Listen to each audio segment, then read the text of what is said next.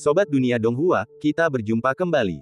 Tanpa berlama-lama mari kita lanjutkan ceritanya. Selamat mendengarkan dan selamat berimajinasi. Pada bingkai jendela bercat merah, serat kayu seindah mawar tumbuh, kertas jendela putih tertutup es tipis, cahaya redup masuk, dunia di bawah sinar matahari dipenuhi dingin, dalam glasir murni vas porselen hijau muda di atas meja, bunga plum merah bermekaran dengan harum yang menawan. Lu Jiajia berdiri di dekat jendela, cahaya dibiaskan dari berbagai sudut melalui es tipis, menyinari pakaiannya yang seputih salju, dan bayangan di tanah pun kabur. Salju belum berhenti, dan es di atap sesekali meneteskan air. Ia menatap butiran salju yang berterbangan dari jendela, terdiam. Ning Changjiu bangkit dari tempat tidur, bantalnya masih hangat, ia mengulurkan tangan dan menyentuhnya, lalu melihat ke arah bayangan, dalam pandangannya, hanya untuk melihat wanita itu berdiri tegak, lehernya yang seputih gading dipenuhi cahaya, cerah dan menyilaukan, pakaiannya yang seperti awan tampak begitu halus, seolah-olah akan meleleh dalam cahaya kapan saja. Sudah bangun, Lu Jiajia menoleh dan bertanya dengan ringan. Ning Changjiu mengenakan pakaiannya dan menatap matanya. Jika mata ini cermin, begitu dunia terpantul di dalamnya, dunia akan terbalik di dalam prisma. Ning Changjiu menatap kosong sejenak, ekspresinya berangsur-angsur membaik. Ia menutupi kepalanya dan berkata dengan lemah, akhir-akhir ini aku membaca koran dan buku klasik, dan aku lelah secara fisik dan mental, jadi aku ingin tidur sebentar. Ning Changjiu hendak berbaring ketika ia mendengar suara berdentang. Air di mesin cuci sikat di atas meja menimbulkan riak-riak halus. Pupil mata Ning Changjiu sedikit mengecil. Sebuah pedang perak kecil melayang di antara alisnya, ujungnya seperti jarum, penuh dengan niat membunuh. Ning Changjiu bersandar di dinding, tak berani bergerak. Jiajia, kau, ada apa denganmu? Tanya Ning Changjiu. Lu Jiajia berkata dengan dingin, akun semalam belum dilunasi. Ning Changjiu dengan gegabah berkata, apa muridmu belum puas? Beraninya kau. Lu Jiajia memutar jari-jarinya di antara lengan bajunya, dan roh pedang itu langsung aktif. Meja-meja kayu, mangkuk porselen, lentera, dan kuas tinta di sekitarnya langsung diselimuti energi pedang yang membeku. Dalam pandangan Ning Changjiu, cahaya hangat di dekat jendela tiba-tiba meredup, dan hanya sosok Lu Jiajia yang tersisa di pandangannya. Pikiran Lu Jiajia bergerak, dan pedang-pedang kecil yang tak terhitung jumlahnya berubah menjadi pedang melesat ke arah Ning Changjiu. Suara ding-ding-ding terus terdengar. Sesaat kemudian, energi pedang itu melingkari tubuhnya dengan presisi. Kata-kata Ning Changjiu langsung melunak, dan ia memohon, guru, tolong lepaskan aku. Lu Jiajia menarik napas dalam-dalam dan berkata, apa yang harus kita lakukan sekarang? Apa maksudmu dengan apa? Tanya Ning Changjiu. Lu Jiajia menatapnya dengan tenang, ekspresinya tegas dan mengintimidasi tanpa amarah. Ning Changjiu berkata tanpa daya, bisakah aku membungkam adik perempuanku? Lu Jiajia menjawab, kau harus menemukan cara. Adik junior bukan anak kecil lagi, cepat atau lambat dia akan tahu semua ini. Ning Changjiu berkata dengan sungguh-sungguh, Jiajia, tidak perlu menyimpan dendam padaku. Adik junior sangat baik hati, dia pasti tahu cara berpura-pura tidak tahu. Kau hanya menipu dirimu sendiri, kata Lu Jiajia. Setiap kali ia memikirkan apa yang ia katakan tadi malam, rasanya seperti omelannya sendiri saat mabuk. Bagaimana mungkin ia mengatakan hal seperti itu? Dan Xiaoling pasti mendengarnya. Kenapa Xiaoling ada di kamarmu? Tanya Lu Jiajia dingin. Ning Changjiu berkata, tujuan Xiaoling datang ke sini, sama dengan tujuan Jiajia. Lu Jiajia terkejut, daun telinganya yang berwarna kuning kemerahan memerah. Ekspresi dingin di wajahnya lenyap, digantikan oleh ketidakpercayaan. Ia menatap Ning Changjiu, bibirnya gemetar, matanya berkedip-kedip. Ia berkata dengan tak percaya, kau benar-benar ingin melakukan itu pada Xiaoling. Dia adik juniormu, dasar binatang. Lu Jiajia berteriak, kata-katanya setajam pisau. Bunga prem merah di sampingnya langsung berubah menjadi debu dan jatuh, hanya menyisakan tangkai besi dan ranting hitam. Lu Jiajia berbalik dan pergi dengan marah, siap membanting pintu dan pergi. Petik 2 tanda tanya petik 2. Ning Changjiu juga tercengang. Ia merasakan getaran niat pedang di sekujur tubuhnya, dan berkata dengan kaget, Xiaoling di sini untuk bersembunyi dari si Maming, bukankah Jiajia di sini? Dalam sekejap, rumah itu dipenuhi dengan niat membunuh. Petik 2 petik 2. Lu Jiajia berhenti, berbalik, dan menatap Ning Changjiu dalam diam. Salju bertiup masuk dari jendela. Ning Changjiu sedikit gugup. Lu Jiajia menggigit bibirnya, mengingat kebisuannya sebelumnya, dan menjadi semakin kesal kenapa kau tidak menjelaskannya dengan jelas. Aku sudah menjelaskannya dengan sangat jelas. Ning Changjiu tampak polos. Di mana kau menjelaskannya? Itu jelas disengaja. Lu Jiajia mendengus dingin, matanya semakin kesal. Ning Changjiu tidak tahan lagi, dan berkata, itu jelas imajinasimu. Kau sengaja mempermainkanku, mencoba mempermalukan dan membuatku marah. Kau dan Sueci seperti burung yang sama. Kau bahkan tidak menganggapku, tuanmu, di matamu. Kata-kata Lu Jiajia kasar dan penuh amarah. Ning Changjiu berteriak, Jiajia, tepuk dadamu dan pikirkan baik-baik. Xiaoling sekarang seperti rubah, dan aku, benar. Lu Jiajia tertegun, lalu ia tersadar dan menyadari bahwa ia memang salah paham. Tapi bagaimana mungkin ia mengakuinya? Bukankah kunci pertengkaran adalah momentum untuk bersikap tidak masuk akal? Memangnya kenapa kalau kau seperti rubah? Tidak ada yang tidak bisa kau lakukan. Lu Jiajia berkata dingin, kalau kau tidak menyembunyikan apapun, kenapa kau tidak memberitahuku kalau Xiaoling ada di kamar saat aku masuk? Jelas-jelas kau sengaja menggodaku, dan kau masih ingin berdebat. Petik 2. Ning Changjiu berpikir, jelas-jelas kaulah yang tidak memberiku kesempatan bicara tadi malam. Ia berkata dengan sedih dan marah, seharusnya aku tidak membukakan pintu untukmu tadi malam. Ekspresi Lu Jiajia semakin dingin. Kalau bukan aku, untuk siapa lagi aku harus membukakan pintu? Atau kau ingin menghabiskan malam berdua dengan Xiaoling, dan aku, majikanmu, yang mengganggumu? Ning Changjiu bertanya, kenapa saat Jiajia bersama Nona Ximing, dia selalu terlihat begitu rendah hati dan penurut? Kau benar-benar terlalu suka menindas. Lu Jiajia berkata, beraninya kau berkata begitu. Kau membawa harimau masuk, dan kau tidak tahu bagaimana menahan diri. Ning Changjiu melanjutkan, meskipun Nona Ximing dan aku sudah lama saling kenal, bukankah dia diculik dari Luoshu olehmu? Lu Jiajia melanjutkan, persahabatanku dengan Nona Ximing awalnya murni, tapi gara-gara kau jadi begini. Kau menggoda wanita lain seharian. Dan saat kau pergi, aku bermeditasi dan disiplin diri dengan ketat. Tapi, kau malah menyalahkanku. Ning Changjiu ingin membalas, tapi ia tak tahu bagaimana caranya. Ia bertemu pandang dengan tatapan muram Lu Jiajia, dan pikirannya tiba-tiba menjadi jernih. Tentu saja, Lu Jiajia tidak hanya mengeluh. Ia menundukkan kepala pura-pura malu, berhenti sejenak, lalu bertanya, kau dan Xiaoling sama-sama memanggil Ximing dengan sebutan saudari bandit. Lu Jiajia bersenandung, kukira kau tidak menyadari apa yang terjadi di luar. Ning Changjiu menunjukkan ekspresi kebencian dan dendam yang sama. Setelah malam tahun baru, aku akan pergi ke peringkat surgawi. Tapi sebelum itu, bagaimana aku bisa tahan melihat Jiajia diganggu? Malam ini, malam tahun baru, setelah kita pergi ke jalan Yixiang untuk melihat lentera dan kembang api, suamimu akan membantumu mendapatkan kembali harga dirimu. Benarkah? Tanya Lu Jiajia. Tentu saja, Ning Changjiu berkata dengan tenang, seperti kata pepatah, perampok didorong oleh orang banyak. Malam tahun baru, Ning Xiaoling berlari di salju yang lembut, memandangi salju putih yang jatuh dari langit, merasa kesepian. Oh, ini buruk. Jika aku pergi menemui Suster Ximing akan menindasku. Jika aku pergi menemui Master Jiajia, aku takut Master akan memasukkan bola ke mulutku. Kakak seniorku pasti akan memihak Master dan mengkhianatiku tanpa ragu. Akan mengerikan untuk kembali. Meskipun orang-orang terdekatnya ada di sisinya, Ning Xiaoling menatap tebing salju dan merasa kesepian. Dia pergi ke Danau Yuyue karena bosan. Diting sedang duduk di atas es dengan aura tua, mengelus bulu kucingnya yang seputih salju, seperti seorang biksu tua yang sedang bermeditasi. Di depannya, ada lubang es. Diting, apa yang kau lakukan? Tanya Ning Xiaoling penasaran. Diting berkata, jelas sekali aku sedang menangkap ikan. Ning Xiaoling mengerutkan kening dan berkata, kau benar-benar ingin makan ikan diam-diam. Jika saudari dermawan ini tahu, kau pasti tidak akan mendapatkan akhir yang baik. Raja ikan menoleh, matanya hijau tua, dan tubuhnya jelas lebih kurus. Ia menghela napas dan berkata, aku hanya punya dendam dengan wanita itu, tapi tidak ada perseteruan darah. Dia tidak perlu terus-menerus mengincarku. Lagi pula, tidakkah kau membantuku menarik api? Petik 2. Ning Xiaoling menatap Diting dan berkata, ku dengar dari kakak seniorku bahwa kau dulu dipanggil Raja Ikan. Semua itu sudah berlalu. Raja Ikan berkata ringan. Ning Xiaoling menatap lubang es di depannya dan bertanya, apakah kau dipanggil begitu karena kau pandai memancing? Raja Ikan menggelengkan kepalanya dan berkata, bukan, itu karena aku dulu menjaga kolam ikan kecil. Ning Xiaoling bertanya, menjaga kolam ikan? Ya, Raja Ikan berkata, ada ikan tua, ikan kecil, ikan ganas, dan ikan lemah di kolam ikan. Aku bisa memanggil nama mereka. Mereka adalah teman-temanku. Ning Xiaoling bertanya, karena mereka temanmu, mengapa kau makan ikan sepanjang hari? Raja Ikan berkata dengan yakin, aku makan ikan, tapi aku tidak memakan teman-temanku. Yang pertama adalah sifatku, dan yang terakhir adalah moralitas. Aku seekor kucing yang berprinsip.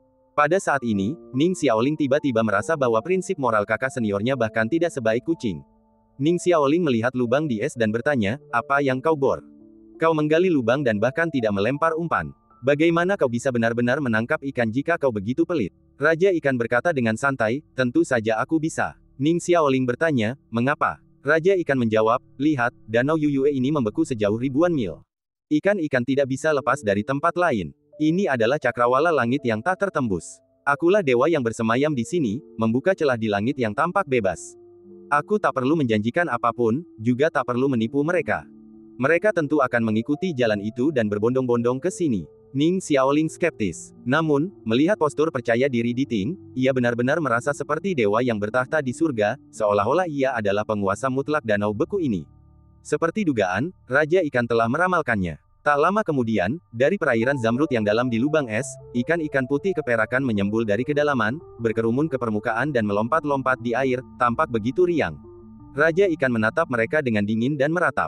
Lihat, ikan-ikan bodoh ini. Desah Raja Ikan. Mereka merasa dasar danau yang damai terlalu menyesakkan. Mereka melihat cahaya yang bersinar melalui lubang sebagai harapan, mengikuti arahannya, dan melompat ke permukaan, bergegas menuju apa yang mereka yakini sebagai kebebasan. Lalu apa? Keluh Raja Ikan. Takdir ikan adalah air. Tampaknya, mereka bukanlah apa-apa. Aku adalah dewa. Mungkin aku tak bisa melihat dunia di bawah danau es ini, tapi aku hanya perlu memberi mereka harapan, dan mereka akan mempersembahkan daging mereka yang lezat kepadaku. Selama proses ini, mereka bahkan menyanyikan pujian, menyebut pencarian cahaya ini, latihan spiritual. Raja Ikan berbicara, merentangkan cakarnya yang tajam seperti pisau yang terhunus, menangkap seekor kutu buku yang melompat.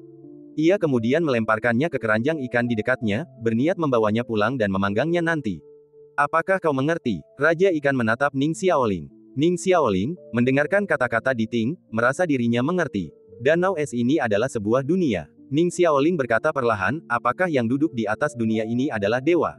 Mengolah tahu, hanya kebohongan.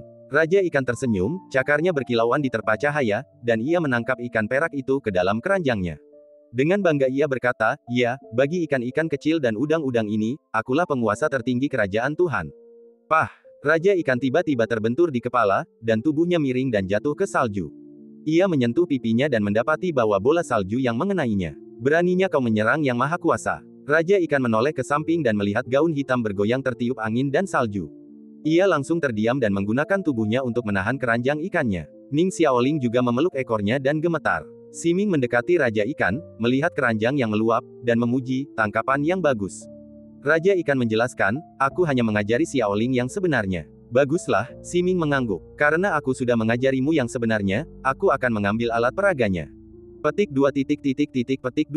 Raja Ikan sangat marah, tetapi ia tidak bisa berkata apa-apa. Sang penguasa dewa, danau es, ia dengan mudah ditundukkan oleh gestur Siming. Sambil memegang keranjang di tangan kanannya dan Xiaoling di tangan kirinya, Siming pergi sambil tersenyum. Raja Ikan memperhatikan kepergiannya, berpikir, setidaknya kembalikan keranjangku. Xiaoling, yang juga putus asa, menatap Raja Ikan. Raja Ikan perlahan memperingatkan, itulah kenyataannya, selalu ada orang yang lebih baik darimu. Ketika Ning Changjiu dan Lu Jiajia hendak menyerang Siming, seolah telah mengantisipasinya, sudah tidak ada lagi di ruangan itu, dan Ning Xiaoling pun menghilang bersamanya. Apakah kau melindunginya dan diam-diam membocorkannya? Tanya Lu Jiajia. Ning Changjiu berkata, apakah kau tidak percaya padaku lagi? Lu Jiajia mendengus dan berkata, dulu aku sangat percaya padamu. Bagaimana kau bisa menjadi seperti ini? Kau perlu merenungkannya. Ning Changjiu menghela napas. Ia merenung sejenak, diam-diam menyalahkan kurangnya pemahaman dan perilaku Lu Jiajia yang tidak masuk akal. Ning Changjiu berkata, tidak apa-apa. Kita masih punya waktu semalaman. Kurasa Siming tidak bisa pergi jauh. Lu Jiajia bertanya, lalu kemana kau akan menangkapnya? Ning Changjiu berkata, dia pergi bersama Xiaoling, dan mereka jelas tidak pergi jauh. Mereka pasti pergi ke jalan Yixiang. Lu Jiajia mengangguk sambil berpikir. Ning Changjiu tersenyum dan berkata, ayo kita pergi menonton festival lentera dan kembang api, lalu tangkap perampoknya selagi kita di sana. Lu Jiajia setuju. Saat malam tiba, jalan Yixiang menyala dengan lampu-lampu, seterang siang hari. Ning Changjiu dan Lu Jiajia, berbekal kartu identitas sekte guling mereka, diizinkan masuk ke kota tanpa hambatan. Di sepanjang jalan, deretan lentera berwarna cerah menyala, masing-masing dilukis dengan pensil warna, tintanya diolesi bubuk fluoresen, berputar-putar tertiup angin dan berubah bentuk dalam cahaya lilin. Kereta dan kuda berlalu di tengah jalan yang lebar. Ning Changjiu berhenti. Cahaya kereta yang berputar-putar menyapu profil Lu Jiajia yang halus. Suara orang-orang yang mengobrol pelan terdengar naik turun di sampingnya, mengalun di sepanjang jalanan yang ramai, menembus pekatnya malam. Sudah lama sejak terakhir kali aku ke tempat seperti ini, kata Lu Jiajia. Ning Changjiu berkata, istana Perikaijuan dulu jauh lebih indah dari ini. Itu berbeda, kata Lu Jiajia, istana Perikaijuan memang indah, tetapi kita telah merenungkan makna di balik keindahan itu, hati kita selalu tegang, dan kita belum punya banyak waktu untuk menghargainya. Ning Changjiu mengangguk pelan dan tersenyum, kalau begitu, bukankah kita di sini untuk menangkap seseorang malam ini juga? Lu Jiajia berkata, tidak perlu terburu-buru. Lagi pula, harimau bisa kabur, tapi rubah tidak. Ning Changjiu tersenyum dan menggelengkan kepalanya. Lu Jiajia dan Ning Changjiu, keduanya berpakaian putih, berdiri di antara kerumunan dengan mengenakan mantel bulu, jaket berlapis katun, dan jubah tebal. Lentera-lentera glasir warna-warni di dinding tampak kesulitan menerangi mereka, seolah-olah menanamkan kemewahan kota pada kerah baju mereka. Ning Changjiu dan Lu Jiajia berjalan di antara cahaya dan bayangan yang saling bertautan, tampak kurang seperti makhluk abadi, melainkan lebih seperti pejalan kaki di dunia fana. Sungai yang mengalir di tengah kota mengalir dengan tenang. Ning Changjiu dan Lu Jiajia berdiri di jembatan panjang dan memandang keluar. Di kejauhan, di rumah nyanyian terbesar, pita-pita merah cerah meluncur turun dari atap dan sudut-sudut gedung tinggi, dan ujung-ujungnya tampak terbakar api. Di depan gedung tinggi itu, burung phoenix, naga melingkar, binatang laut, makhluk abadi, dan Buddha menari bersama. Kursi-kursi sedan yang indah dengan kain kasa yang menjuntai dan dekorasi warna-warni berjajar di depan gedung yang terang benderang itu satu demi satu, bagaikan ikan besar bersisik warna-warni. Apakah seperti ini waktu kau merayakan malam tahun baru waktu kecil?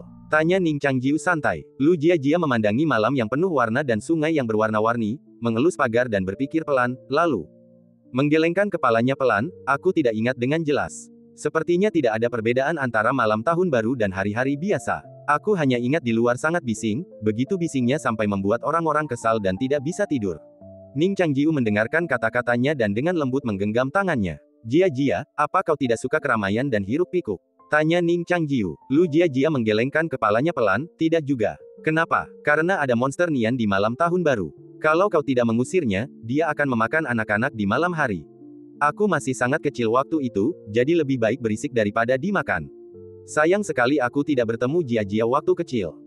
Kau bahkan belum lahir waktu aku kecil. Kalau kau menginginkan kekasih masa kecil, kau bisa pergi ke negara bagian Zhao untuk mencari tunanganmu lebih cepat.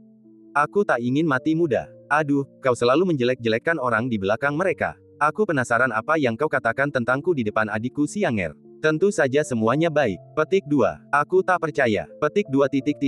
Petik 2. Keduanya berjalan bergandengan tangan melintasi jembatan batu, langkah mereka lambat, mata mereka memandang sekeliling dengan santai. Jalanan dan gedung-gedung ramai dengan suasana yang berbeda, masing-masing menghiasi malam dengan warnanya sendiri. Suara sungai memudar di telingaku, dan teriakan dari bawah atap semakin dekat. Udara panas berhamburan keluar, melawan angin dan salju, dan suara denting gelas pecah di malam hari. Di kejauhan, lentera-lentera ikan terbang besar berbentuk layang-layang terbang tertiup angin, dengan banyak lampu kunang-kunang diikatkan di ujung-ujungnya. Lampu-lampu itu dengan rakus memantul ke pupil mata orang-orang, saling bertautan dan berganti. Lentera-lentera besar itu terhubung ujung ke ujung, seperti jembatan panjang yang membentang di malam yang indah. Aku baru menyadari betapa indahnya malam tahun baru ketika aku dewasa. Kata Lu Jiajia. Ning Changjiu tersenyum dan berkata, ketika pemandangan indah dan wanita cantik bertemu, mereka akan merasa seperti sudah lama saling kenal. Lu Jiajia tersenyum dan mendengus pelan, mengabaikan pujiannya. Ia tiba di sebuah toko cat air di tengah jalan dan berjalan masuk dengan tenang. Ning Changjiu mengikutinya dari belakang. Jiajia, yang tidak memakai riasan, juga harus beradaptasi dengan adat istiadat setempat.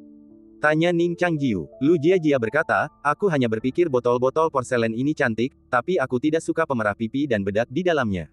Ning Changjiu memuji, pedagang di sini menyukai pelanggan sepertimu yang membeli kotak dan mengembalikan mutiaranya. Lu Jiajia menjawab, aku jelas tidak secerdik dirimu. Kau menganggapku sebagai muridmu, tapi kau bahkan tidak memberiku hadiah.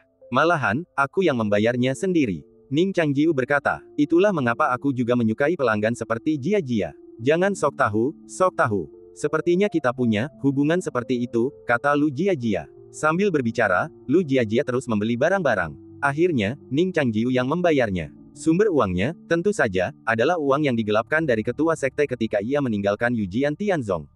Di sini, malam tahun baru juga disebut doa festival musim semi. Gadis-gadis tercantik di kota pergi ke paviliun teras giok untuk membaca puisi dan mempersembahkan kurban kepada surga. Ada juga pesta puisi, pesta lentera, dan kegiatan lainnya. Para wanita muda dari keluarga Mu dan Yu sama-sama sangat cantik. Aku ingin tahu siapa yang pergi ke sana, Ning Changjiu menjelaskan pengetahuannya tentang jalan pakaian. Lu Jiajia bertanya, apakah kau ingin pergi menemui gadis tercantik? Ning Changjiu menatapnya dan berkata dengan serius, apakah kau tidak sedang melihat sekarang? Lu Jiajia memalingkan wajahnya dan bertanya dengan tenang, bukankah kau bilang akan menangkap Siming dan Xiaoling yang sedang melarikan diri? Ada apa? Apakah kau ingin menggunakan kekuatanmu untuk keuntungan pribadi dan membiarkan mereka pergi? Ning Changjiu berkata, mereka ada di kota, tapi Siming sangat licik. Kita tidak bisa memberitahunya. Ayo kita jalan-jalan. Bagaimana kau tahu mereka ada di sini? Tanya Lu Jiajia. Ning Changjiu tersenyum tetapi tidak menjawab. Keduanya berjalan menyusuri jalanan yang ramai. Mereka makan semangkuk pangsit di jalan. Yang lain saling memberi selamat atau membicarakan para tuan muda dan nona muda dari keluarga bangsawan. Tentu saja, yang paling banyak dibicarakan adalah apa yang terjadi di Menara Luoshu dan Sekte Guling hari ini. Tempat-tempat yang bagaikan gua abadi di hati mereka runtuh dan runtuh dalam semalam, yang selalu membuat orang khawatir. Setelah makan pangsit, Ning Changjiu dan Lu Jiajia melanjutkan jalan-jalan, mengobrol sesekali. Mereka kebanyakan tertawa dan bercanda, tetapi ejekan Ning Changjiu terkadang membuatnya mendapat masalah. Kegiatan bermain mereka membawa mereka ke pusat kota. Di langit, banyak kultivator wanita ulung, mengenakan jubah berhias, menari-nari di udara. Di tengah, sebuah bangunan yang terang benderang, para pejabat tinggi berpakaian mewah berlalu lalang. Ning Changjiu memberikan sebuah papan kayu kepada penjaga gerbang, yang segera menyerahkan topeng dan menyambut mereka dengan hormat. Papan bertuliskan pangkat pemimpin Sekte Guling itu benar-benar akses masuk yang mulus ke jalan pakaian. Setiap orang yang datang ke sini wajib memakai topeng. Ning Changjiu menyerahkan topeng para penjaga kepada Lu Jiajia, masing-masing satu, dan mereka pun memakainya. Lu Jiajia berkata, kita dua orang berbaju putih, berbaur di sini. Apa bedanya kita memakai topeng atau tidak? Ning Changjiu berkata, Siming mengenali kita atau tidaklah penting. Sebaliknya, jika dia mengenali kita, dia bahkan mungkin memprovokasiku, bertaruh bahwa aku tidak mengenalnya. Lu Jiajia berpikir ini masuk akal. Mereka menemukan meja dan duduk. Seorang pelayan segera melayani mereka, menyodorkan menu. Ning Changjiu dan Lu Jiajia memesan beragam hidangan, dan sambil menunggu, hidangan lezat disajikan satu per satu. Terdengar nyanyian dan tarian di gedung, rok warna-warni berkibar, dan berbagai macam orang berjalan di depan. Mereka semua adalah orang-orang berstatus tinggi, mengenakan berbagai topeng dan membicarakan segalanya. Topeng adalah simbol status, dan hanya para pelayan yang menunjukkan wajah mereka, karena dengan begitu mereka dapat memberikan senyum terindah dan tulus kepada para tamu di malam tahun baru. Apakah itu mirip si Maming? Lu Jiajia menunjuk seorang wanita bertopeng rubah dan menebak. Ning Changjiu mengangguk dan berkata, kelihatannya agak mirip. Mari kita naik dan melihat. Tidak, kalau begitu bukan. Lu Jiajia menebak, lalu melihat ke arah lain, dan berkata, wanita itu mengenakan syal yang sangat tebal, kurasa itu untuk menutupi usianya yang masih muda. Ning Changjiu berkata, tebakan Jiajia masuk akal. Bukan. Lu Jiajia mengerutkan kening. Ning Changjiu merentangkan tangannya dan berkata, mana mungkin aku tahu. Lu Jiajia berkata, bagaimana dengan perampok yang kau setujui untuk ditolak semua orang? Sekarang Xiaoling bersamanya, dan kau tidak peduli. Di malam tahun baru, kau ditinggalkan semua orang. Sungguh tidak ada yang lebih menyedihkan. Ning Changjiu tersenyum dan menghiburnya, tunggu sampai setelah makan malam tahun baru, lalu carilah perlahan. Malam ini masih panjang. Lu Jiajia berkata, kau membuatku sangat marah. Sambil berbicara, pelayan itu masuk dengan elegan membawa piring-piring, sedikit membungkuk, dan meletakkannya di atas meja dengan rapi, gerakannya sangat teliti. Mata Lu Jiajia masih mengamati orang-orang di gedung itu. Klik, Ning Changjiu tiba-tiba mengulurkan tangan dan meraih pergelangan tangan pelayan itu. Aku menangkapmu. Ning Changjiu tersenyum. Apakah itu dia? Lu Jiajia juga terkejut dengan kejadian tiba-tiba ini. Namun setelah dipikir-pikir, itu masuk akal. Dengan kepribadian Siming, dia pasti akan memilih untuk tidak memakai topeng ketika orang lain memakainya, lalu menghampirimu dan membodohimu secara terang-terangan. Ini adalah metode licik dan kelemahan fatalnya. Tuan muda, apa yang Anda lakukan? Pelayan itu berteriak pelan kesakitan, berusaha menjaga suaranya tetap tenang, ada peraturan di gedung ini. Jika Anda ingin ditemani seorang penyanyi wanita, Anda bisa memberitahu manajer, tetapi jika Anda melanggar peraturan, dimanapun Anda berada, Anda akan dikeluarkan. Ning Changjiu menatapnya dan berkata, masih berpura-pura. Mengapa Anda berpura-pura? Tuan muda, masih ada ruang untuk bermanuver dalam hal ini. Jika Anda tidak melepaskan, pelayan itu tetap tenang dan memperingatkan dengan lembut. Lu Jiajia tiba-tiba mengangkat kepalanya dan melihat ke atap, berkata, lihat ke sana. Ning Changjiu mendongak. Di lantai 2, seorang wanita berjubah hitam dan bertopeng rubah sedang bersandar di pagar dan melihat ke sana. Wajah di balik topeng itu tertutup sesuatu dan tak terlihat jelas, tetapi ia tampak tersenyum. Ning Changjiu menyipitkan mata. Pelayan itu juga berkata, kau menggodaku di depan istrimu. Tamu sepertimu tak diterima di gedung ini. Lu Jiajia juga berbisik, apa kau salah? Ning Changjiu menatap ke arah balkon. Sosok iblis rubah berjubah hitam melintas dan menghilang dalam sekejap. Lu Jiajia hendak bangkit dan mengejarnya. Ning Changjiu sedikit teralihkan dan melepaskan tangannya. Tiba-tiba, sesuatu yang aneh terjadi. Di dalam aula nyanyian, lampu-lampu tampak masih berputar, dan cahaya yang tersebar itu bagaikan kelopak bunga likoris radiata yang halus. Kicauan burung oriole dan burung layang-layang saling bersahutan dan bertabrakan dalam cahaya api yang cemerlang.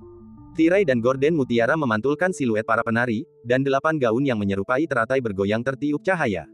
Di samping sitar duduk seorang gadis pemain sitar yang anggun, Lucky yang berdawai 6 bergetar lembut.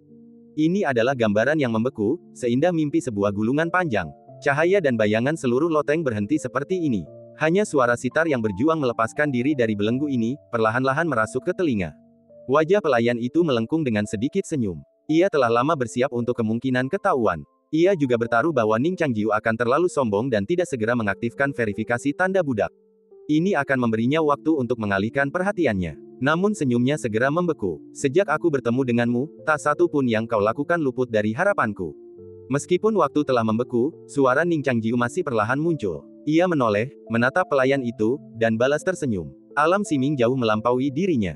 Jika ia memilih untuk langsung membanjiri jiwanya dengan seluruh alamnya, ia mungkin memiliki peluang besar untuk menang. Namun di kota batas rusak, ia telah dikalahkan berkali-kali oleh Ning Changjiu di bawah tekanan alamnya. Konfrontasi puncak terakhir di kota itu khususnya meninggalkan bekas budak yang memalukan dan tak terhapuskan. Melihat senyum familiar itu, reaksi spontannya membuatnya tidak menyerang, melainkan melarikan diri. Maka, harapan terakhirnya pun sirna. Ning Changjiu sudah lama tahu bahwa sosok di lantai atas hanyalah topeng, dan semua keheranan serta kecurigaannya hanyalah pura-pura.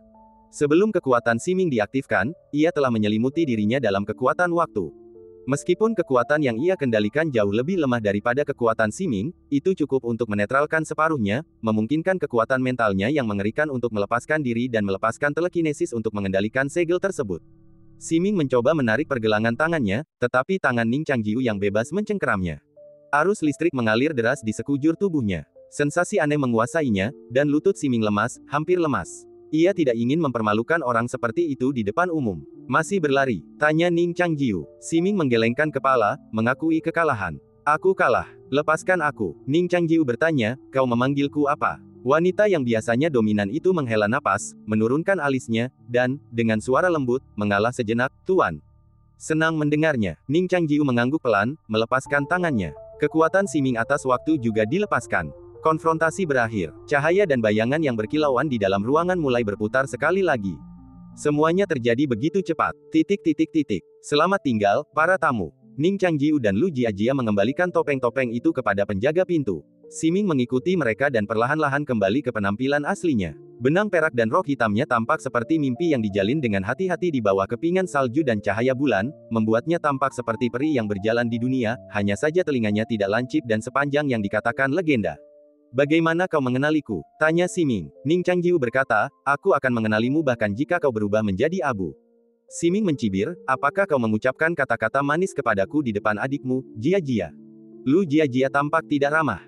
Ning Changjiu tersenyum dan berkata, biarkan Xiaoling keluar. Siming menghela napas. Lagi pula, dialah yang kalah dalam pertarungan diam-diam ini. Ia melambaikan tangannya pelan, dan rumbai di rambutnya berubah menjadi bentuk rubah kecil. Kakak senior sungguh hebat. Ning Xiaoling kembali berubah menjadi rubah dan berbaring di bahu Siming, menatap Ning Changjiu dan memujinya. Siming bertanya dengan bingung, bisakah kau melihat tipuanku? Ning Changjiu berkata, ini tidak ada hubungannya dengan cara yang kau gunakan. Aku tahu setiap gerakanmu, jadi bagaimana kau bisa menyembunyikannya dariku? Siming tidak percaya dan bertanya, apakah ini hanya karena saling pengertian? Ning Changjiu tersenyum dan berkata, sebenarnya, kita sudah saling kenal sejak lama. Siming mendengarkan ini, ekspresinya sedikit berbeda. Ia segera menekan emosinya, sehingga wajah cantiknya juga dingin tertiup angin dan salju, tanpa ekspresi sedikit pun. Meskipun ia telah mengakui kekalahan, ia tidak percaya bahwa Ning Changjiu bisa melihat ke dalam dirinya hanya karena saling pengertian. Ia menatap Lu Jiajia dan berkata dengan nada sarkastis, kau tak peduli suamimu bicara seperti ini padaku. Atau Jiajia kecilku sudah menyerah total, bekerja keras, dan menerima pukulan serta omelan. Lu Jiajia tahu alasannya. Ning Changjiu bisa mengenali Siming dengan begitu yakin hanya karena Xiaoling sedang berbaring di atasnya. Ning Changjiu dan Xiaoling memiliki semacam telepati, selama mereka tidak terlalu jauh, mereka berdua bisa saling memahami emosi. Jadi, sampai batas tertentu, Siming tidak dikalahkan oleh Ning Changjiu, tetapi tidak menyadari bahwa ada pengkhianat yang tergantung di tubuhnya. Dari 3 orang yang hadir, hanya Siming yang tidak tahu apa-apa. Lu Jiajia sangat menyukai perasaan ini. Sekarang setelah memiliki seseorang untuk diandalkan, ia tidak lagi takut pada Siming dan menjawab dengan tenang, kemana perginya kesombongan Suster Sueci? Mengapa kau tidak bisa berbuat apa-apa selain mengatakan hal-hal yang hambar dan tidak tulus sekarang? Siming mendengus dingin dan berkata, aku kalah dari Ning Changjiu, bukan darimu. Ning Changjiu menatap Siming dan berkata, bagaimana kau berbicara dengan Jia-Jia? Siming menarik napas dalam-dalam, matanya yang sedingin es tampak kesulitan. Ia membungkuk kepada Lu Jia-Jia dan berkata dengan enggan, Nyonya, saya telah melampaui batas. Lu Jia-Jia melengkungkan matanya, tersenyum, dan mengulurkan tangannya untuk mengacak-acak rambut perak Siming yang menari-nari. Ini adalah sesuatu yang sudah lama ingin ia lakukan, tetapi ia harus menahannya karena tingkat kultivasinya yang rendah. Siming sedikit menghindar, tetapi tidak bisa menghindarinya. Ia menatap wajah Lu Jia-Jia yang tersenyum dan memperingatkannya dengan tatapannya, seolah mengatakan bahwa Ning Changjiu tidak bisa melindungimu selamanya. Lu Jia-Jia juga mengabaikan peringatannya dan mengulurkan tangan untuk mencubit pipinya. Ning Xiaoling, yang memperhatikan dari samping, semakin merasa bahwa hubungan di halaman besar ini terlalu kacau. Namun ia berubah pikiran dan berpikir bahwa ia telah memberikan kontribusi besar bagi kemenangan kakak seniornya atas kakak perempuannya yang dermawan. Ia mengangkat tangannya dan meminta pujian, kakak senior, bolehkah aku bersandar di bahumu untuk menumpuk? Ning Changjiu ingin mengangguk, tetapi jarinya terasa sakit. Ia menatap Lu Jia-Jia, yang sedang memegang tangannya. Lu Jia-Jia menatap ke depan tanpa mengubah ekspresinya, seolah-olah ia tidak tahu apa-apa. Ning Changjiu menghela napas, menyadari Jia-Jia masih belum bisa melupakan kejadian semalam. Ia menatap Xiaoling dengan nada meminta maaf dan berkata, kau harus tinggal bersama saudari dermawanmu. Ning Xiaoling berkata dengan nada sedih. Pada malam tahun baru, salju turun tanpa henti. Angin yang terasa dingin bagi orang biasa, hanya terasa sedikit dingin di antara mereka, membawa sedikit rasa nyaman. Mereka berjalan bersama di sepanjang jalan yang ramai, seperti keluarga yang sedang merayakan tahun baru. Jika saudari Xianger ada di surga, bisakah dia melihat kita? Ning Xiaoling tiba-tiba bertanya. Sima Ming menjawab, meskipun aku tidak mengenal Nona Xianger, kuharap dia bisa. Lu Jia-Jia tersenyum tipis. Hati Ning Changjiu mencelos, dan ia berdoa agar Xianger tidak begitu berkuasa. Apakah kau merayakan malam tahun baru saat kecil? Lu Jia-Jia tiba-tiba bertanya. Masa kecil yang dimaksudnya adalah ketika Ning Changjiu masih di kuil Tao. Ning Changjiu mengenang, ya, langit dipenuhi lentera. Lentera-lentera itu akan melayang di atas kota kami dan kuil Tao, semakin tinggi dan jauh. Apakah itu adat istiadat di kotamu? Tanya Lu Jia-Jia. Ning Changjiu menggelengkan kepalanya, tidak, aku tidak tahu dari mana lentera-lentera itu berasal. Kakak seniorku bilang mereka datang dari jauh. Lu Jia-Jia, yang tahu ada banyak rahasia tersembunyi di baliknya, tidak bertanya lebih lanjut. Siming cukup tertarik, apakah itu, yang kau bicarakan benar-benar lampu? Ning Changjiu tertawa dan berkata, kau pecundang malam ini dan tidak berhak memintaku menjawab pertanyaan. Siming berkata, malam ini. Lalu siapa yang menang dan siapa yang kalah tadi malam? Ekspresi Lu Jia-Jia sedikit dingin, dan ia langsung menatap Siming, matanya menyipit penuh niat membunuh. Siming tersenyum dan memohon ampun, Sueci mengatakan sesuatu yang salah, kuharap Nyonya memaafkanku. Lu Jia-Jia berpikir dalam hati, jika Xiaoling tidak ada di sisinya, ia takkan memaafkanmu malam ini. Ning Changjiu, yang terjepit di antara mereka, merasakan getaran malam itu, dan bergegas menenangkan diri, tengah malam, akan ada pertunjukan kembang api termegah di Jalan Yixiang, tepat di tengah danau. Para perajin kembang api terbaik di kota ini telah bekerja selama setahun hanya untuk momen ini. Tema kembang api tahun ini adalah, pasangan ilahi, ayo kita pergi dan melihatnya bersama. Ning Xiaoling langsung berkata, oke. Baik Siming maupun Lu Jia-Jia tidak mengungkapkan pendapat mereka. Ning Xiaoling merasakan keheningan di udara dan diam-diam menarik kembali cakarnya, bertanya-tanya mengapa adik dan gurunya terdiam lagi.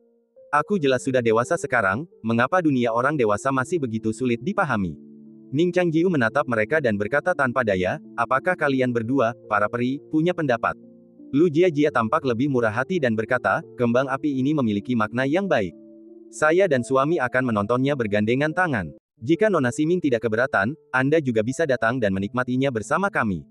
Siming menolak untuk menyerah. 100 tahun hidup hanyalah sekejap mata, dan kembang api bahkan lebih cepat berlalu dan tidak berarti. Saya tidak pernah menyangka bahwa saudari Jia-Jia, yang telah mempraktikkan Taoisme selama bertahun-tahun, akan menaruh pikiran-pikiran indah tentang cinta abadi pada hal-hal yang cepat berlalu. Lu Jia-Jia sedikit mengernyit. Kata-kata Siming lugas dan kasar, membuatnya terdiam sesaat. Ia bertanya terus terang, jadi, Anda akan menontonnya atau tidak?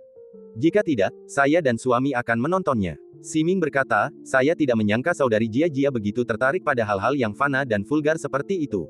Anda bahkan belum berusia 30 tahun, jadi wajar saja Anda belum melihat dunia. Lu Jiajia menarik napas dalam-dalam dan berkata, kalau begitu aku akan pergi melihat kekasaran itu sendirian. Suster Sueci, yang sudah melihat hal-hal besar, seharusnya tidak ikut. Siming menolak. Ia perlahan mengikuti, sambil berkata, aku terlalu malas untuk melihatnya, tapi karena Xiaoling ingin melihatnya, aku akan membawanya. Petik 2. Petik 2. Ning Xiaoling menggaruk telinganya dengan cakar, merasa seperti diperalat lagi. Ning Changjiu, yang terjepit di tengah, merasa seperti anak panah melesat melewati mata dan sisi tubuhnya, hawa dingin memancar darinya. Mereka bertiga dan rubah itu tiba di danau kota. Menjelang tengah malam, tepi danau dipenuhi pejalan kaki, tak terganggu oleh riak-riak lembut.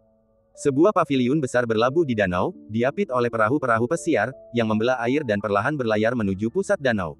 Di air yang gelap, ombak yang berkilauan bergoyang tertiup angin. Sudah dimulai, Ning Xiaoling memperhatikan dengan penuh kesadaran. Ning Changjiu melirik. Siming dan Lu Jiajia entah kenapa merajuk, dan tak satu pun melirik ke arah kapal pesiar. Mereka bagaikan dua bunga, mengagumi keindahan masing-masing, tanpa minat ekstra pada keindahan dunia luar yang semarak. Kemudian, gemuruh suara meletus, dan percikan-percikan kecil membubung tinggi ke langit.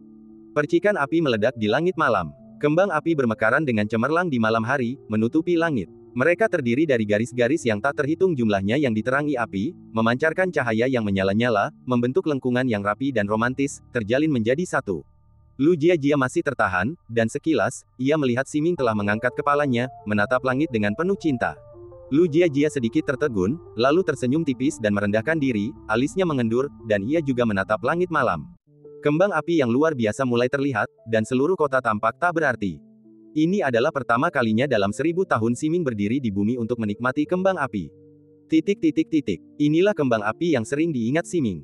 Ia selalu merasa hidupnya seperti malam yang panjang, dan betapapun indah dan gemilangnya, itu hanyalah keindahan yang sekilas di malam hari, dan akan selalu ditelan kegelapan lagi. Ketidakpedulian dan lamanya adalah bahasa malam, bukan keindahan. Ia selalu berpikir bahwa ia akan melupakan semua ini cepat atau lambat.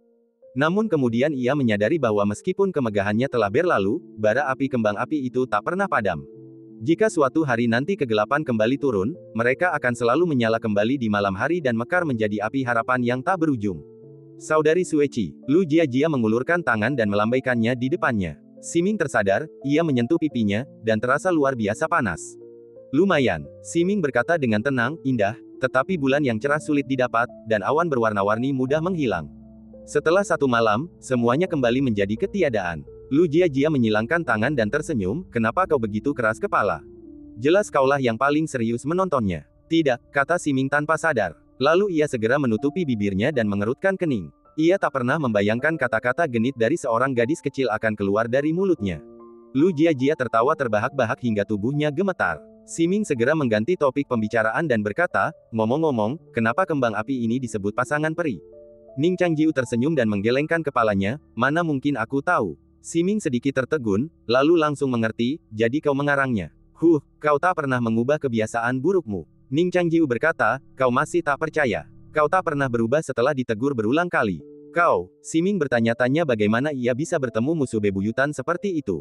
Lu Jiajia mendengarkan percakapan mereka dan selalu merasa mereka sedang bermesraan. Ia diam-diam memelintir lengan Ning Changjiu. Ning Changjiu memalingkan wajahnya dan memohon ampun dengan tatapannya. Kembang api yang paling megah telah berakhir, tetapi kembang api yang lebih kecil masih menyala. Angin dingin bertiup, membawa salju musim dingin. Mereka bertiga berjalan perlahan di tepi danau. Di kedua sisi sungai, kecemerlangan dan kebusukan saling terkait, mereka berputar di air, berkilauan dan hancur dalam gelombang gelap, seperti tinta berwarna yang dituang dan tenggelam ke dasar danau. Lentera ikan raksasa bersisik warna-warni di langit masih berkeliling kota. Kemanapun mereka lewat, sinar api melesat ke langit, membubung tinggi, mekar kuning dan ungu, indah dan penuh warna. Rasa dingin di pipi Siming terkikis oleh cahaya api, menjadi lebih lembut. Rubah kecil yang berjongkok di bahu Siming menyaksikan bersamanya, 9 ekornya berkibar, tenggelam dalam pikirannya. Kembang apinya sudah berakhir, kata Ning Changjiu tiba-tiba. Siming mengalihkan pandangannya, dan Siming tetap keras kepala, kota dunia manusia tidak pernah tidur, sangat indah dan mempesona. Orang-orang di sini hanya tahu cara mabuk dan berfoya-foya. Bagaimana mereka bisa puas dengan kebenaran dan melihat pemandangan yang benar-benar indah? Mereka seperti menaruh kereta di depan kuda. Ning Changjiu berkata, kalau begitu, haruskah aku mengambil selembar kain hitam dan menutup matamu? Siming membayangkan adegan itu, tahu bahwa itulah yang dilakukan banyak tuan kepada budak mereka. Ia mendengus dingin, tak tahu malu. Lu Jiajia menatap Siming dan tersenyum, saudari Sueci juga pernah mengalami saat-saat di mana kau terdiam seperti ini. Siming meletakkan tangannya di belakang punggung dan berkata dengan bangga. Ning Xiaoling tiba-tiba merasa seperti menjadi penonton dan berpikir, apa yang sebenarnya kau lakukan? Kakak senior adalah suamimu, dan kau melihat mereka bermesraan seperti ini, dan bahkan menikmatinya. Guru, apakah kau benar-benar bodoh atau kau terlalu percaya pada kakak senior? Lagi pula, jika Xiaoling adalah kakak senior, dia pasti tidak akan membiarkan mereka pergi. Malam di jalan pakaian perlahan meredup, sedingin bara api. Mereka meninggalkan kota bersama dan berjalan menuju Sekte Guling. Kakak senior akan pergi besok. Tanya Ning Xiaoling. Ning Changjiu berkata, ya, aku sudah mengatur urusan untuk Sekte Guling. Adik junior hanya perlu duduk di sini dengan jujur. Jika kau tidak mengerti, kau bisa bertanya pada gurumu. Mungkin butuh beberapa bulan bagiku untuk kembali. Lu Jiajia sedikit terkejut dan langsung berkata, aku akan pergi denganmu. Ning Changjiu berkata, jika kau pergi, siapa yang akan mengurus Xiaoling? Lu Jiajia menatap Siming. Siming menjawab dengan dingin, apa urusan keluargamu denganku? Aku juga punya urusan sendiri. Ning Xiaoling juga menatap tuannya dengan iba, berharap tuannya mau tinggal dan membantu meringankan bebannya. Baiklah, aku akan tinggal, kata Lu Jiajia lembut. Di malam hari, mereka bertiga terbang melintasi salju dengan pedang mereka. Ning Changjiu berbalik dan menatap sosok yang menghilang di kejauhan di jalan pakaian, lalu mendesah, masa lalu itu seperti asap. Siming mengangguk. Ning Changjiu berkata, maksudku asap dari kembang api. Kembang api. Siming tahu tuannya menertawakannya lagi, jadi dia mengabaikannya dan mengayunkan pedangnya tanpa suara.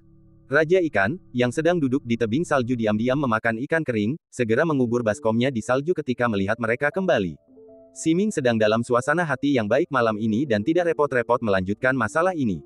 Jadi dia kembali ke istana sendirian. Ning Changjiu dan Lu Jiajia mengikutinya. Apa yang kau lakukan?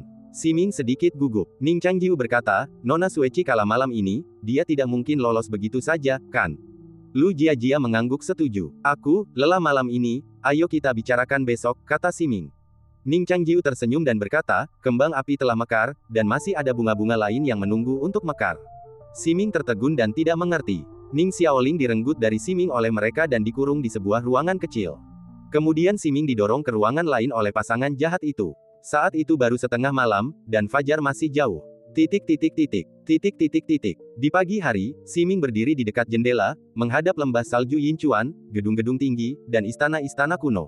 Segalanya tampak serius di matanya. Sudah bangun, Siming berbalik dengan tenang. Lu Jiajia, yang berencana pergi diam-diam, terpaksa berhenti. Selamat tahun baru. Lu Jiajia memaksakan senyum. Siming menahan senyum yang hampir muncul di sudut mulutnya dan berkata, kau menindasku seperti ini tadi malam, dan sekarang setelah suamimu pergi, kau mau lolos begitu saja. Lu Jiajia berkata, sudah waktunya mengucapkan selamat tinggal pada yang lama dan menyambut yang baru di tahun baru. Jangan bicarakan dendam lama dan selesaikan yang baru nanti. Siming tidak terburu-buru membalas, tetapi bertanya, suamimu meninggalkanmu sendirian. Apakah kamu merasa kesal atau ada sesuatu di hatimu? Lu Jiajia berkata, suamiku memintaku untuk tinggal dan menjaga Xiaoling. Jangan coba-coba menimbulkan perselisihan. Siming berkata, aku juga bisa menjaga Xiaoling. Lu Jiajia berkata, bukankah kamu bilang kamu punya urusan sendiri? Siming berkata, kamu bohong. Petik 2. Lu Jiajia tiba-tiba ingin mengejar Ning Changjiu. Siming tahu apa yang dipikirkan Ning Changjiu dan berkata, jangan pergi. Karena dia menyembunyikan sesuatu dari kita, dia pasti punya alasan. Menyembunyikan sesuatu dari kita. Lu Jiajia sedikit terkejut, ada apa? Siming berkata dengan nada sinis, kekasihmu bahkan tidak tahu, apa gunanya bertanya padaku, orang yang kamu cintai. Lu Jiajia menundukkan kepalanya karena malu. Siming berkata, jangan terlalu khawatir tentang dia. Dia sekarang hampir mencapai puncak Istana Ungu, dan mungkin ini akan memberinya kesempatan untuk menembus 5 jalan. Lu Jiajia bertanya, siapa yang menjaga peringkat surgawi sekarang? Siming menjawab, seorang pria bernama Xiao Qiyu. Dia menjaga tempat itu sebelum murid-murid Paviliun 8 Pedang pergi. Sekarang murid ke-8 akhirnya pergi, tentu saja dia harus mempertahankannya kembali. Lu Jiajia bertanya, bisakah suamiku menang? Siming berkata, Xiao Qiyu itu menggunakan tombak. Hah? Lu Jiajia bingung. Keahlian tombak Ning Changjiu tak tertandingi di dunia. Tentu saja, dia tidak takut. Siming tersenyum. Wajah cantik Lu Jiajia sedikit memerah. Dia menatapnya dengan curiga dan berbisik, bagaimana, kau tahu itu? Senyum Siming semakin dalam. Maksudku, penguasa berdosa itu menghunus tombak. Dia pernah melawan penguasa berdosa sebelumnya, jadi bagaimana mungkin dia kalah dari orang lain yang hanya bertombak? Jiajia, apa yang kau pikirkan barusan? Lu Jiajia ragu-ragu, merasa seolah-olah ia telah terjebak dalam perangkap ucapan lainnya. Sima Ming berkata, baiklah, jangan khawatirkan dia, sekarang kau harus khawatirkan dirimu sendiri. Hati Lu Jiajia bergetar. Ia tahu tadi malam bahwa ia akan celaka dalam beberapa bulan ke depan. Ning Changjiu terbang di atas puncak-puncak yang tertutup salju dengan pedangnya. Pedang itu bersiul di sungai yang dingin dan salju. Alamnya berada di tingkat yang lebih tinggi, dan kecepatannya dalam mengayunkan pedang jauh lebih cepat daripada saat ia datang.